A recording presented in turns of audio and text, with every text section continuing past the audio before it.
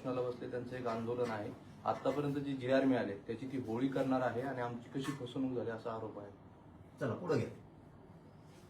तुमच्या आंदोलनानंतर अनेक ओबीसी संघटनाही आंदोलन करण्याच्या ह्याच्यात आहे. घोषणा झाल्या आंदोलनाची, त्याबाबत काय झालं?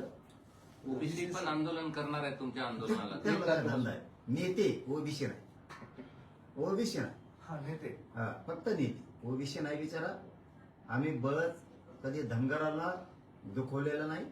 तर गरिबांचे कल्याण झालं पाहिजे ना. मायक्रो ओबीसीला दुखवलं ना, बंजारा समाजाला दुखवलं ना, आदिवासी समाजाला दुखवलं ना, आम्ही कुठल्याच समाजाला दुखवलंय ना, कोणालाच. यांना यांच्या राजकीय पोळ्या ओबीसीच्या जीवावर भाजायच्या.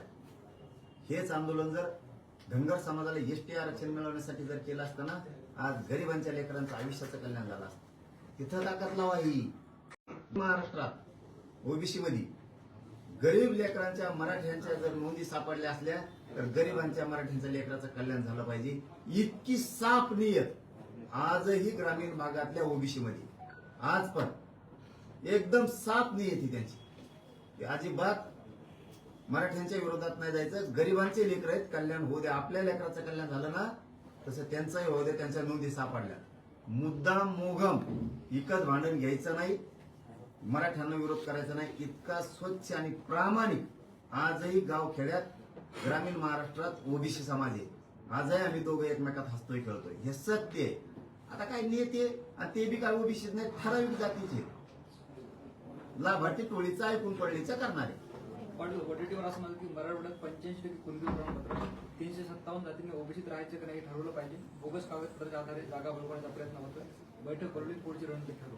ते तर काय नुसतं बैठकाच कवर घेतोय का सगळं वासुदेव करून तुला काँग्रेसचं त्यांनी काय हे जर लोक नसते त्या काँग्रेसमध्ये, ते काँग्रेस महाराष्ट्रात राहिले नसतं. कारण बेसरमच झालं असतं काँग्रेसचं. ते थोरात घराणं आहे, ते तिकडचं कदम घराणं आहे, मला वाटतं चव्हाण घराणं आहे, तिकडचं इकडं देशमुख घराणं आहे. ते घराणे आहेत म्हणून तरी बरं आहे. पटोले घराणं आहे. हे तर कार्यक्रमच वाजवला असते द्या दुपारात. काँग्रेसचं ठरलं नसतं. याला हे नेमकं ओबीसीचं काय काँग्रेसचं याचाच मेळ लागा नाही. कोणती तरी एक बाजू धर कोणती तरी.